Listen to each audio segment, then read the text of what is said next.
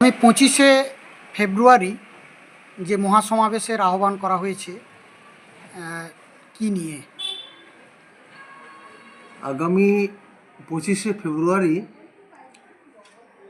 All India কিষাণ খেত মজদুর সংগঠনের ডাকে শহীদ মিনারে মহাসমাবেশের ডাক দেওয়া হয়েছে কৃষক খেত মজুরদের। এই কর্মসূচি ভারতবর্ষের 22টা রাজ্যের রাজধানীতে সংগঠিত হবে। মূলত কৃষক খেত মজুরদের উপর কেন্দ্রের বিজেপি সরকার তথা বিভিন্ন রাজ্যের রাজ্য সরকারগুলো একটার পর একটা যে আক্রমণ নামিয়ে নিয়ে আসছে তার প্রতিবাদ জানিয়েই এই সমাবেশের আহ্বান। আমরা জানি দিন যত যাচ্ছে ভারতবর্ষের মোট জনসংখ্যার প্রায় 70% মানুষ যে কৃষি কাজের সঙ্গে যুক্ত, তাদের উপর আক্রমণ কিন্তু তীব্রতর হচ্ছে।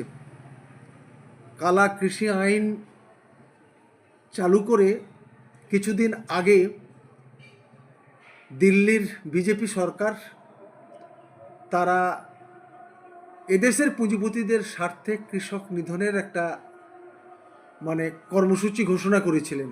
আপনারা সকলেই দেখেছেন, কৃষকরাই সংগঠিত হয়ে 13 মাস দিল্লির চারদিকে প্রায় 10 লক্ষ কৃষক বসে থেকে তারা সে আইনকে প্রতিহত করিয়েছে। আবার দেখা যাচ্ছে কেন্দ্রের বিজেপি সরকার নতুন করেই তারা নতুন কৃষি বিপণন আইনের নামে সেই কালা 3টি কৃষি আইন আবার চালু করতে চাইছে, যার ভেতর দিয়ে গোটা দেশের কৃষি এবং কৃষি বিপণন ব্যবস্থাকে কর্পোরেট সংস্থাগুলোর হাতে তুলে দিতে চাইছে। এ যদি হয় তাহলে সম্পূর্ণ কৃষিপণ্যের বাজারটা চলে যাবে সেই কর্পোরেট হাউসের হাতেই, যার দ্বারায় কৃষক সমাজের উপর আক্রমণ আরও বেশি তীব্রতর হবে। উৎপাদন করতে গিয়ে যা উপকরণ সংগ্রহ করতে হয় কৃষকদের, আমরা দেখেছি তা পুঁজিপতি শ্রেণীরাই তৈরি করে।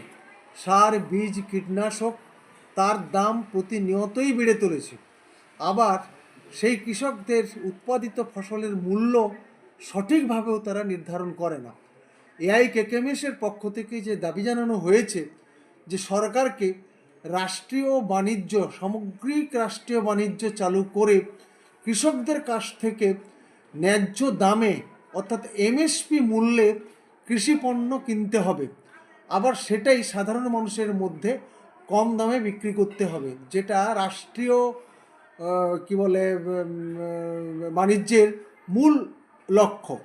এই নীতিকে সামনে রেখে কেন্দ্রের বিজেপি সরকার যে আক্রমণগুলো প্রতিহত করছে, তারা এনআরইজিএ প্রকল্পকে বন্ধ করে রেখেছে এবং সেটাকে চালু করার দাবিতে এবং পরবর্তীকালে কৃষি পণ্যের ন্যায্য মূল্যের দাবিতে, কৃষি উপকরণের সস্তা দামের দাবিতে আন্দোলন গড়ে তোলার প্রস্তুতিতেই আমরা আছি।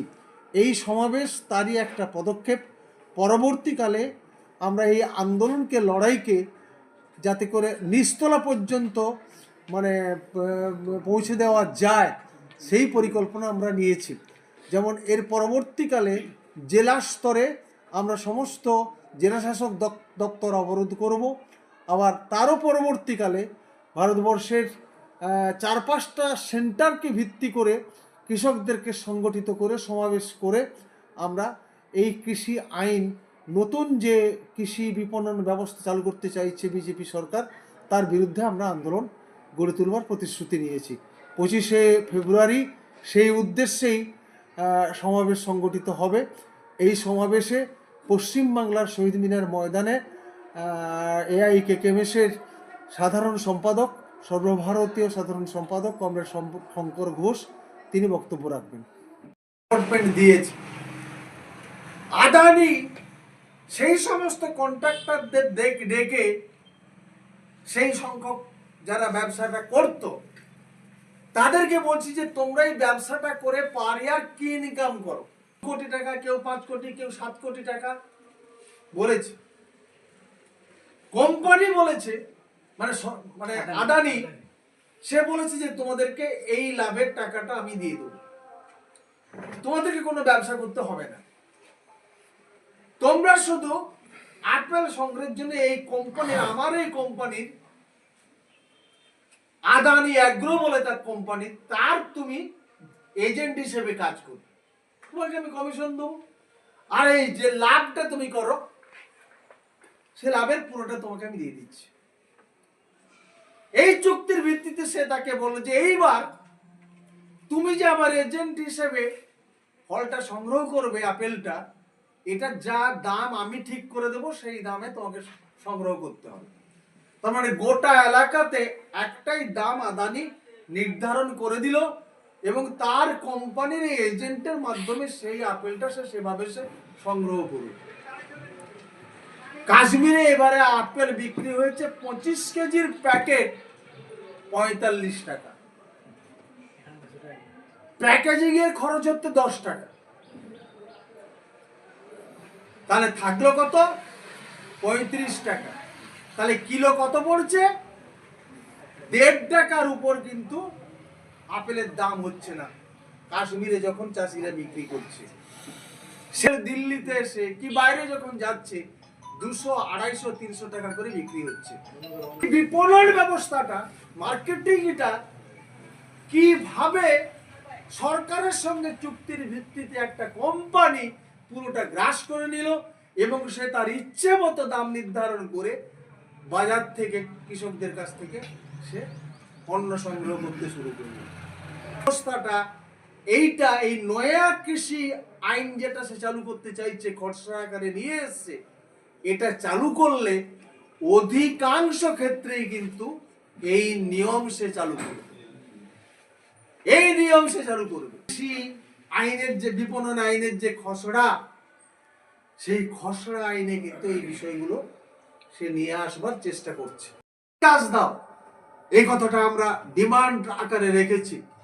ফলে কে দাস ঘোষ দেখিয়ে দিয়ে গেলেন ভোট নয়, এমএলএ এমপি মন্ত্রী নয়, আন্দোলনের শক্তি চাই, আন্দোলনের কমিটি চাই গ্রামে গ্রামে, এই কথাটাই কিন্তু কমরেড শিবদাস ঘোষ মানে বলেই গিয়েছেন। আর আমরা সেই কমরেড শিবদাস ঘোষের ছাত্র, আমাদের সামনে সেই পথটা খোলা আছে।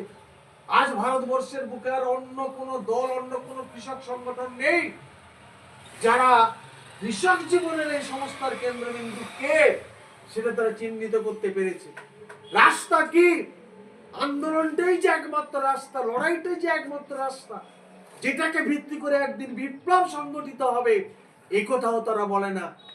সিপিএম এর মতো শক্তি এই সমস্ত এলাকাতে কি না করেছে একদিন, 34 বছরের শাসন তার ধরলে কোন সিটে জিততে পারবে বলে সে ভরসা করতে পারে না, নির্বাচন লড়তে পারে না। আর কংগ্রেসকে দেশের এই যে শ্মশান অবস্থা, এর জন্য মানে 60% দায়ী হচ্ছে কংগ্রেস, যারা বহুদিন ধরে ক্ষমতায় বসেছিল। সরকার নির্ধারিত দামে, সরকার নির্ধারিত দাম না থাকলে ব্যক্তিগত মালিকানাধীন যে সমস্ত বিপণন ব্যবস্থা, তার দ্বারা ইচ্ছে মতো দাম তারা বাড়ায় কমায়, যেটাকে প্রতিহত করতে গেলে সরকার নির্ধারিত দাম দরকার এবং সেটা এই স্বামীনাথন কমিশনের সিদ্ধান্ত অনুযায়ী উৎপাদন খরচের 1.5 গুণ দেওয়া দরকার। বড় জোর 2 লক্ষ কোটি টাকা কি 2.5 লক্ষ কোটি টাকা সরকারকে খরচ করতে হয়। এখন সে যা দিচ্ছে সেটাই সে খরচ করতে রাজি না, অথচ গত কয়েক বছরে 15 লক্ষ কোটি টাকা এই টাটা, বিড়লা, আম্বানি, আদানি এদের ব্যাংক ঋণ মকুব করে দিয়েছে পুঁজিপতিদের এই সরকার। 15 লক্ষ কোটি টাকা।